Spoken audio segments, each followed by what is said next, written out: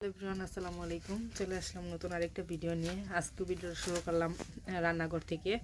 এখন দুপুরের সময় রায়ানকে গোসল করাইছি, আমি গোসল করছি। তো ভাবলাম যে রায়ানের জন্য একটু লুডুস রান্না করি।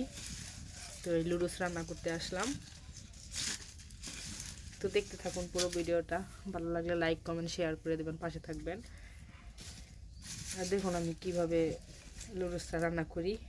ও অনেক বাচ্চা পোলাপানের আছে একদম নরম করে লুডুস রান্না করে দিলে খায়, কিন্তু রায়ান ওইভাবে খায় না।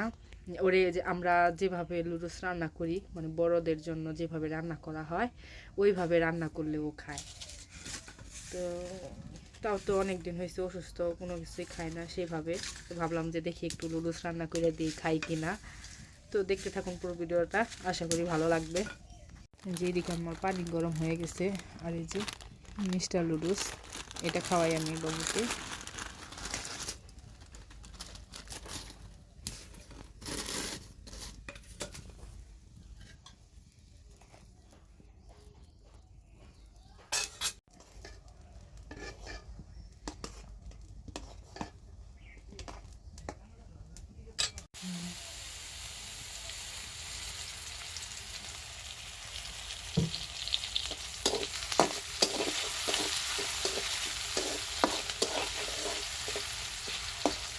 বাচ্চাদের তেল খাওয়ানো ঠিক না। আমিও বাবুরে তেল খাওয়াই না। ওরে চেষ্টা করি সব সময় ঘি দিয়ে রান্না করে দেওয়ার জন্য। ঘি আছে ওসব রাইখে দিচ্ছি, বাট এখন আনালসিয়ে মানে বের করতে মন চায় নাই, এই জন্য তেল দিয়েই দিলাম। দেখেন এটা হচ্ছে মায়েদের একটা মানে অনেকের হয়তো এরকম হয় যে আলসেমির কারণে অনেক কিছু করা হয় না। দেখেন ঘি থাকতেও আমি ঘি আনলাম না, নাই না, এখানে আমি তেল দিয়েই করতেছি। অথচ বাচ্চাদের কিন্তু তেল খাওয়া ঠিক না। হালকা একটু লবণ দিলাম।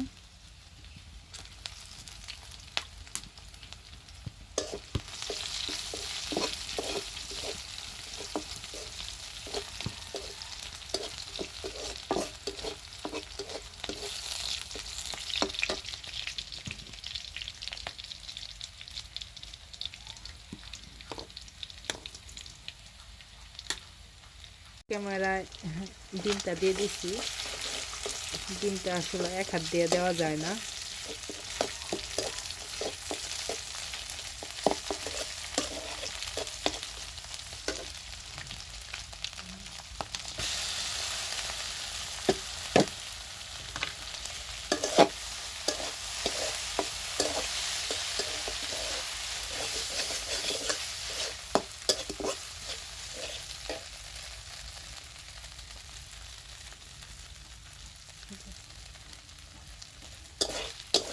হালকা মানে অর্ধেক আর কি, প্যাকেটে যতটুকু মশলা থাকে তার অর্ধেক পরিমাণ দিয়ে দিলাম।